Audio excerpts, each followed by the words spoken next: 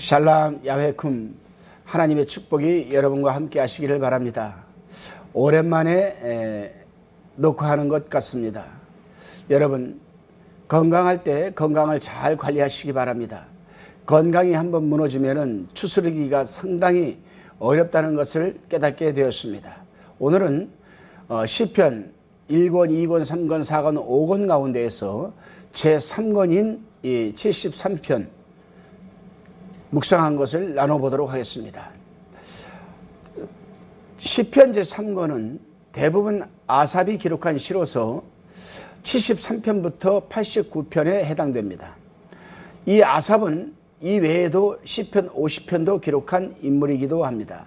그런데 아삽의 시 전체 내용을 살펴보면 아마도 아삽이 직접 자기의 이름으로 된 찬송을 지은 것은 아닌 것 같고, 그의 가족과 후손들이 자기네가 사용하기 위하여 만든 찬송집에서 몇 편을 골라 아삽의 시라고 이름을 붙인 것 같습니다. 아삽은 다윗이 궁전에서 음악을 지휘하던 세 사람 중에 한 명인데, 다윗이 법궤를 예루살렘으로 가져올 때에 찬양대를 지휘하기도 했습니다. 이 내용이 역대상 15장 16절에서 19절에 기록되어 있습니다. 아삽의 아들들도 아삽을 계승하여 궁중 음악을 지휘하였으며 성전 봉헌식에서도 음악을 지휘한 내용이 역대하 5장 12절에 기록되어 있습니다.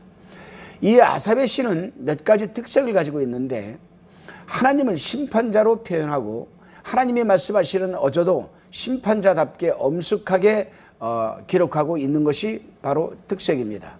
또한 백성들을 격려하고 경계하기 위하여 신뢰를 보여주느라고 과거의 역사를 인용하고, 본문 2절에 보면 시인은 이때까지 지려온 경험에 비추어서 하나님의 이 선하심을 의심할 만한 지경에 이르러 매우 낙심하고 있었음을 보여주고 있습니다.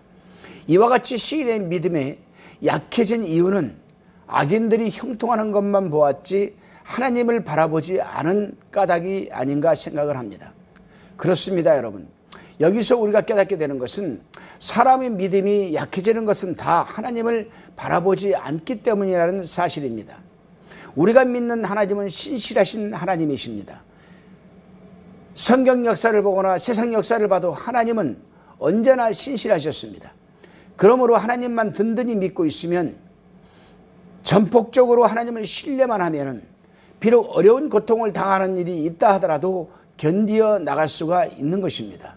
본문 3절로 11절에서는 시인이 번민하고 있는 이유를 지금 밝히고 있습니다. 악인들은 아무 병이나 걱정 근심이 없이 번창하고 세상 사람들에게 과마를 끼치고 있다고 생각하는 것입니다. 이들은 극단으로 오만하게 하나님을 모독하는 행동을 하고 세상 사람들로 하여금 하나님을 배반하고 악을 행하도록 만든다라고 지금 고백하고 있습니다. 시인은 이러한 모든 사실을 볼 때에 악인들처럼 번창하지 못하고 도리어 고통만 당하는 데 구태여 정결하고 순종하는 생활을 하느라고 애쓸 필요가 어디 있는가 하는 그런 극단적인 생각까지 들게 된다라고 지금 기록하고 있습니다. 이 내용이 12절로 14절에 잘 반영되어 있습니다. 그렇습니다, 여러분. 오늘날도 분명 악한 사람들이 더 잘 사는 것 같고 더 건강한 것 같고 더 행복하게 사는 것처럼 보이기도 합니다. 그러나 성경은 증언하기를 그들이 삶이 오래가지 못할 것이요 궁극적으로 그들은 심판을 받는다라는 사실입니다. 다시금 본문 15절로 28절까지의 묵상 내용입니다. 시인은 자기가 생각하고 있는 이런저런 회의를 자기 동지들에게까지 말할 만큼 어리석지는 않았습니다. 그래서 그는 마음속으로만 그 해결책을 찾아보려고 지금 15절 16절에서 노력하는 모습이 보입니다. 그 후에 시인은 성전에서 하나님께 예배드리러 들어가면서 이러한 표면적인 악인들의 일시적인 번창은 하나님이 영원한 영광에 비추어 볼 때는 얼마나 덧없는 것인가를, 그리고 17절에서는 그들이 결국을 어떻게 된다는 것을 깨닫게 됩니다. 그렇습니다, 여러분. 시인은 본문 3절에서 악한 사람들이 누리는 번창함을 보고 질투함을 느꼈지만은 성전에 와서 예배를 드리면서 그러한 생각이 얼마나 잘못되었는지, 그리고 악인들이 결국에 대해서 깨닫게 되자 이제는 그런 시기와 질투심이 없어진 것입니다. 여기서 우리는 성전에서 하나님께 예배드리면서 하나님으로부터 오는 위로와 평안함, 그리고 영적인 감동이 얼마나 중요한지를 깨닫게 되면서 악인의 결국이 놀랄 만큼 전멸될 것을 보게 됩니다. 18절에서 20절에 기록이 되어 있습니다. 그렇습니다, 여러분. 우리 또한 마찬가지입니다. 사람이 악이 차고 넘치는 혼돈스러운 이 세상에 살면서 우리 예수 믿는 사람들은 눈만 뜨면은 영적인 전쟁을 치르며 하루를 시작을 합니다. 영적에서 지면은 곧 그것이 신앙생활에 실패한 것이요, 영적 전쟁에서 이기면 우리는 온전히 그날을 승리하는 것으로 믿어도 과언이 아닐 정도입니다. 그렇다면은 눈만 뜨면 악이 난무하는 이 세상에서 우리는 이런저런 생각이 들지 않겠습니까? 저 사람은 예수님을 믿지 않아도, 저 사람은 하나님을 믿지 않아도, 저 사람은 교회를 다니지 않아도 왜 저렇게 잘 살고 있는가? 참 행복해 보인다. 저 사람은 하나님을 믿지 않는데도 어떤 저런 축복을 받을 수 있을까? 그런 생각에 혹 우리도 시험에 들 수도 있습니다. 그러나 우리에게 가장 중요한 것은, 그런 상황에서 중요한 것은 우리가 하나님께 예배드리면서 위로와 평안함, 그리고 영적인 감동이 우리에게 넘쳐날 때 우리는 그러한 생각이 얼마나 잘못된 것인가를 알고 우리 스스로 회개를 할 수가 있다는 사실입니다. 그렇습니다, 여러분. 현재의 형편이 악인에 대하여 아름답게 보이기는 하지만 하나님께서 그들이 악에 대하여 모른 채 하실 수는 없는 것입니다. 하지만 이러한 문제에 대하여 시인에게는 당장 해결하기 어려운 문제였겠죠.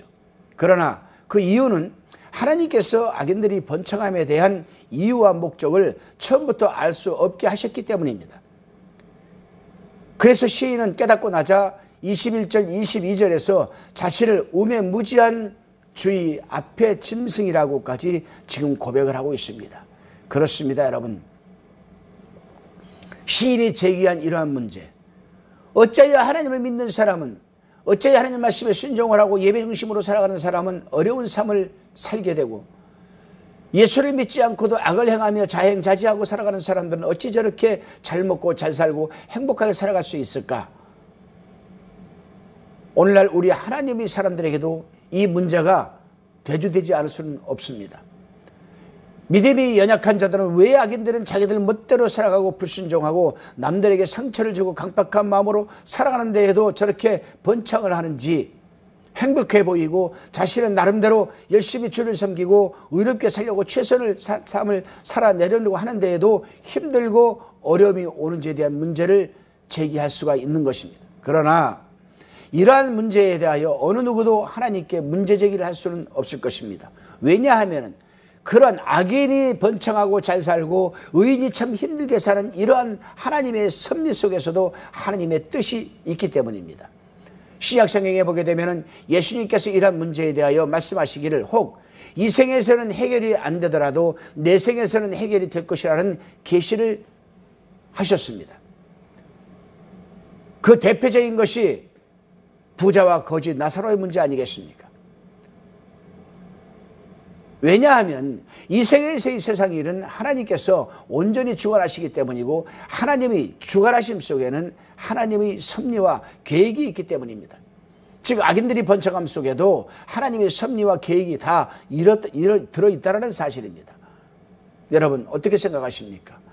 지금 살아가는 삶이 힘드십니까? 또 여러분의 가족과 인직적 가운데서도 예수를 안 믿어 잘 사는 사람 눈에 보이십니까?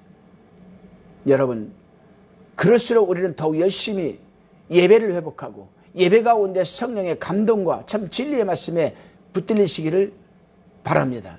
분명 하나님의 크신 위로와 또 하나님의 섭리를 깨닫게 되는 은혜가 임하실 줄로 믿습니다. 기도드리시겠습니다.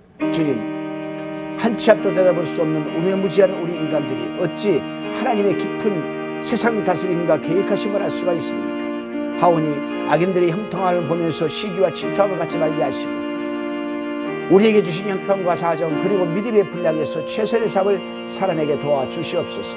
그리고 매일의 일상 속에서 어제보다는 오늘이 나은 영적인 삶을 영위하게 도와주셔서 만족하며 감사하는 삶을 살기에 붙들어 주옵소서. 믿사옵고 감사드리오며 예수님의 이름으로 기도드리옵나이다. 아멘.